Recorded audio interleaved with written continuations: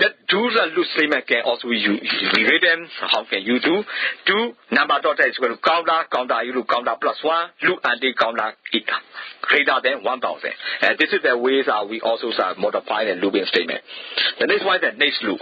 Next loop means that after finish what we do. In this case, the next loop. The format is for counter equal to step number to n number. So between the this number, the number, one or more will be statement. And so it's happening like this. And next, then now what happened? So example for the counter 1 to 10.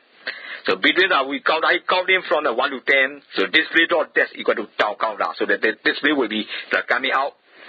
So this counter number will be coming out next. And the example B for the counter is 1 to 1000 step 10. So from the 1 to 1000, 10 step will be increased. In this case, counter equal to counter plus 1.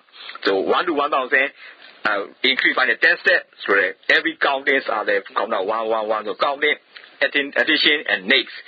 And for counter equal to 1000 to 5 step minus 5. So that we have to recount from the 1000 go down to the 5. So the 5 stage will be go down. In this case, counter equal to counter minus 10 and next. So this is the way we also utilize the next loop.